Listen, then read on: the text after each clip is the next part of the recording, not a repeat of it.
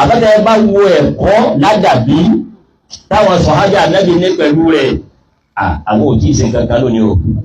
wàláyà àti ìsìn kankan ẹgbẹ́ mo tó fẹ́ wà láàyè yín sì fún yín lẹ́rìí. Urwa ibn Mas'ud òun náà padà dọ̀kan náà àwọn ọmọlẹ́yìn Ànábì àmọ́ ìjọ tí mo fẹ́ wí ìṣẹ̀lẹ̀ ń bẹ nínú àwọn kòfàrù Quraysh ó sì wà nínú àwọn kèfèrí Quraysh àwọn tí wọ́n wá dá Ànábì lọ́nà níjọ́ tá Ànábì sallallahu alaihi wasallam lóun fẹ́ lọ ṣe umura láti Madina tá Ànábì fẹ́ padà wá ṣe umura níbo ní Maka ọdún yìí là ń pè ní àmú kíni dálóhùn àmú Hudaybiyah àmú òkèlè lè owó lẹ́nu àmú Hudaybiyah ọdún yìí Ànábì ọjà sallallahu alaihi wasallam ẹ̀dá wa náà wá Maka ẹ̀lẹ́ wa kó mẹ́rù àkú òfin yín àmọ́ ní Ọlọ́run ni àwa náà lẹ́kọ̀ọ́ sí kọ̀ọ̀kọ̀ bájà wá wọn ò rí kọ́kọ́ ìdà kọ̀ọ̀kọ́ ọfà síbẹ̀ náà ó kù díẹ̀ tí ó dé Mẹ́kà àwọn lọ da lọ́nà tó kù sí ààyè ọ̀padà yóò padà bóyá tọ̀ọ̀dà ìlú dáyọ́lọ́gì tí sáàdù ṣe pẹ̀lú Rústùm àsọ́dọ̀ Ànábì ló ti rí sọ̀rọ̀ lọ́wọ́ ayọ̀ sẹ́lẹ̀ àṣà Ànábì náà ṣe dáyọ́lọ́gì pẹ̀lú àwọn kẹ̀kẹ́ yìí gbà yí ilẹ̀ náà yóò ti kọ́ náà nù Ànábì náà gbà ń jọ yìí sọ́dọ̀ lọ́wọ́ sọ́dọ̀ ẹ̀dá sọ̀rọ̀ ẹ̀ràn èèyàn wá kémi náà rán èèyàn wá káwá ní meeting point àlẹ́ meeting point ń bẹ́ nù súnà àwọn kankan ń bẹ kò sí mú kókókó lásìkò kan wá meeting point èyí ò gbọ́ ẹgbẹ́ tẹ́ẹ̀bù ìbùn náà lẹ̀ bá Ànábì ti ṣe yẹ béèrè sallallahu alaihi wasallam ẹ̀kọ́ ńláńlá pọ̀ fún wa nínú tọ́sẹ̀ ìyẹn rẹ̀ kíyà àbábẹ̀ káfẹ́ lọ lórí ọ̀rọ̀ nípa súnà là ń wí and bá a ṣe ní wá sí liberation tí mo ní súnà liberate èèyàn òfin yọ gbọ́ o òfin yọ ya láìlẹ́kọ̀ọ́ o òfin yọ ya sá o àwọn sọ̀rọ̀ Ànábì gbọ́ wọ́n bá Ànábì púpọ̀ to the extent táwọn ọ̀tí ètí ìsúnmọ́lẹ̀ ẹ̀wọ́n wà bí Mas'ud wà nínú àwọn táwọn kèfèrí rán pé wọ́n lọ dáálọ́gì pẹ̀lú wọn kò sí dáálọ́gì kan tí kèfèrí ń bẹ gbé wọn sá padà wọ́n ti fún un lóṣù ọjọ́ pé gbogbo ojú ẹni wíwù wọ́n sá padà àmọ́ Ànábì náà ní point ara táwọn náà wá gbọ́dọ̀ á padà lọ́dún yìí àmọ́ ń padà á bọ̀ ní ìgbà báyìí àwọn náà ní choice mọ́ wọ́n fara mọ́ báwọn náà bá fẹ́ já bí o ṣe é sá padà lọ́dún yìí wọ́n làwọn á padà àmọ́ ń padà á bọ̀ ní that's a meeting point. Ó wà wá dé ó wà lẹ́yìn ìgbà tí ó kú lọ́dọ̀ Ànábì tán dáálọ́gì yẹn pọ̀ tí wọ́n ń padà tún ẹlòmíì ó wà ní wọ́n ń lọ sọ fáwọn kèfèrí ẹgbẹ́ rẹ̀ ẹ wá ń sọ fún wọn pé wallahi laqad dakhaltu ala al-muluki fi usuli dakhaltu ala Kisra dakhaltu ala Qaisar dakhaltu ala an-Najashi ó wà níbẹ̀ tí ń wò ní yìí máa ṣàdédé ọ̀rọ̀ yẹn mà pé mo ní ẹ̀sùn sọ̀tún ní ìrọ̀lẹ́ o gbogbo àwọn tí ń jọba ńláńláńláńlá yìí lónìí mo ti lọ bá wọn láàfin wọn ilé ìgbà máa gbogbo àwọn super powers sí àwọn ọba wọn ti sọ̀rọ̀ ti bóṣù wọ́n yìí sọ̀rọ̀ ti rúùmù kan mo ti lọ bá wọn pálásì wọn rí wọn mọ wọ ayé tí wọ́n ń tẹ̀. àmọ́ wallahi mi ò rí yóò ma ra'aytu malikan yu'azzimuhu ashabuhu ta'zima ashabi Muhammadan sallallahu alaihi wasallam.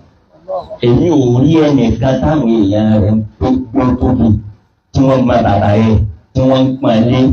bí àwọn sọ̀hádà Ànábì ní ṣe bá Ànábì kọ́nà mọ́ kọ̀mpíà rẹ̀ pẹ̀lú ayé táwọn ọba ní ń jayé ìbá lédè túbọ̀ ń jẹ Ànábì ò jayé ìbá lédè túbọ̀ àmọ́ wọ́n mọ iye wọ́n pàtàkì ẹ̀ wọ́n pọn lé ọ̀rọ̀ wà sọ bẹ́ẹ̀ ọ̀rọ̀ bí ọlọ́run náà èmi ò rí wọlé mi o mo ti wọlé lọ gbọ́ bàbá yìí mo ti wọlé lọ gbọ́ bàbá yìí nínú bí wọ́n ti ń sọ lánàá pálásì wọn èmi ò rí ẹnìkan táwọn èèyàn rẹ̀ gbogbo tí wọ́n pọn lé bí àwọn sọ̀hádà Ànábì tó ti bá rẹ̀ sọ̀rọ̀ nàgbé jẹ́nẹ́rálì ní olúwa sọ dáwọ́ sọ specific. ìjọba Ànábì dé gbòòrò Màdínà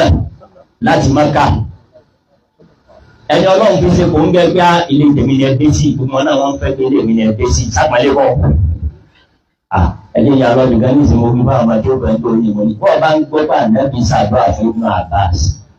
ìgbé Allahumma allimhu ta'wil wa faqihuhu fid-din ìdí Ibn Abbas ṣe dàgbà báwọn àdúrà ànábì ni inú ọmọ èké yẹnyẹn ní Ibn Abbas wà nínú àwọn sọ̀hádé ànábì lọ́wọ́ ṣàdúrà fún pé pé wọ́n máa gbọ́ dé wíwọ́ máa bẹ̀sẹ̀ ọ̀gá ni oṣù wọn sọ wá lọ́fẹ̀ẹ́ ni ọ̀wá lọ́fẹ̀ẹ́ ẹ lọ ká kan Ibn Abbas ṣe gẹ́gẹ́ bá ànábì lọ́jọ́ lójú àwọn ọmọ ẹ̀yìn kí ni kan náà wọ́n bá kan gbọ́ bá ànábì ṣàdúrà kọ̀ wá lọ́fẹ̀ẹ́ àtàní òògùn wọn máa pọ́nlé léyìí tí ọba títí tà sí ìdúmbẹ́ ètò ìbẹ̀rù àdéhùn yìí kan rẹ̀ ni pé ànábì wọ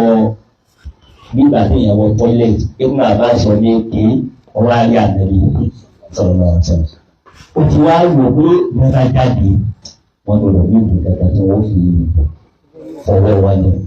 wọ́n àbúrò wọn lè fẹ́ ṣe àlùwàlá Ibn Abbas wá sáré ọwọ́ lọ pèpè àgbogbo nígbà nẹ́bí òwúrò wọ́n bá jáde kúrò ní kíni wọ́n náà ń tọ́fà àdúrà. surprisingly ànẹ́bí dé lára wọ́n mọ̀ yìí Allahumma allimhu ta'wil wa faqihuhu fid-din àdúrà náà sì gbà. Ibn Abbas fa débi pé lójú ayé wọn wà nígbà nẹ́bí òsì mẹ́ wọ́n bá ńlá bá délé wọn rọ̀ wá ní ó ké sáwọn àga sọ̀hábé àwọn ẹgbẹ́ bàbá Ibn Abbas wọ́n wá jòkó wọ́n rọ̀ wá ní ọmọ ń dá lọ́wọ́ ní Ibn Abbas wọlé kọ àwọn ẹgbẹ́ bàbá rẹ̀ ó dijọ́ kára àwọn àgbàlagbà fún ọ̀gá mẹ́ta ẹ̀ńdánà àwùládó mẹ́fìlì ẹ̀sìn máa jókòó mọ̀ yọ́ máa wọlé ní àwọn náà náwọ̀ ọba náwọ̀ ẹgbẹ́ abílẹ̀ gẹ́gẹ́ bí ìdánmẹ́lẹ̀ ìjọ òní ó máa wá sọ àti wọn pé ọmọ ìgbé lọ́jọ́ orí ni kò kí ó ní máa wọ́n máa ń tẹ̀ ṣe àdúrà nábì ní ọ̀nà kí ni Ibn Abbas ṣe ọkàn nábì rẹ̀ ẹ̀ padà sórí mo ní jọ́ta nábì dé gbogbo Mádínà ní ìgbàdé àmọ́ ká mú ìyọ̀n náà lára pé ẹ má sì gbọ́ yé o bá nábì tó gbé liberation ilẹ̀ lómi ti wá sọ àfáà súnà kọ́kọ́ kí wọn ò níyì lójú ọ̀jẹ̀ ní ẹlòmíì tí ọ̀kọ́ lẹ́gbẹ́ bàbá rẹ̀ òfin jọ gángan nígbà tó gbé wọ́n jọ bí wọ́n ní ẹ̀yìn wọ́n ti súnà àbẹ̀lẹ̀ sọ̀rọ̀ lọ sọ̀rọ̀ gbogbo nǹkan ló lálàá o mo ní ìtàn ẹlẹ́ẹ̀kejì mo ti sọ tí wọ́n wà bí ẹjọ́ tà náà fi dé gbòòrò Mádínà tí gbogbo wọn gbá ọ̀rọ̀mìnira dé sí ẹni ọlọ́run padà fi ṣe kò ń gẹ́ rẹ̀ kò ń gẹ́ mi ọlọ́run ọmọ ìgbà tó náà ti ń ṣàdúrà sí lápò àgúnyà nẹ́bí ọ̀dọ̀ mi ní ọjọ́ kìí ọ̀nà Abu Ayyub al-Ansari ọ̀rọ̀ bí ọ̀gbọ́n ọ̀gbà Abu Ayyub bá ní ìgbà tó lọ́run sí fún mi tí wọ́n ní ilé mi là nẹ́bí oṣù ọ̀rọ̀ nẹ́bí ò nílé Mádínà ní tẹ̀sẹ̀ ń pọ̀ ní yóò sá sun nìkan náà wọ́n jẹ̀ máa yọ búlọ́ọ̀kù tí wọ́n máa ní ìké ilé Abu Ayyub là nẹ́bí kọ̀ dé sí Abu Ayyub ní àkọ́kọ́ ká nẹ́bí oṣù àti èmi méjì ń gbìnú wa ó mú ayú àfojúlò kí ló fà á ilé Abu Ayyub bá ń gbòòrò Mádínà jọ náà àwọn náà níbi pẹ̀tẹ́sì bóyá máa ṣe describe ilé Abu Ayyub ní pé òun nílé kan lókè òun sì ní yàrá kan lókè yàrá kan ní ìsàlẹ̀ yàrá àti ìsàlẹ̀ náà nẹ́bí pèfà tó gbé wọ́n ní ó bí ànábì náà ní ti bá ànábì ní tó bá àwọn èèyàn máa wá yóò rọ̀ wọ́n lọ́rùn láti lè máa tètè ìwà nísàlẹ̀ tí ká gbó ní òkè Abu Ayyub ní tó ń gbà rẹ̀. wọ́n ti wá gbà nẹ́bí sọ̀rọ̀ ti wá nú yàrá jẹ nísàlẹ̀ àwọn náà ti gùn bí wọ́n pa àtìyàwó ẹ̀ẹ̀kan náà lórí ìrò kankan wáyé bá tí ó máa nígbà náà àwọn òsùn májìlẹ̀ tó máa kí ló fà wọ́n náà rí àwọn wàá sùn lórí èmi ò lè sunwó ìyàwó náà ní èmi ò lè sunwó tí ilé ẹjọ́ ń fi mọ́ àwọn ò lè sùn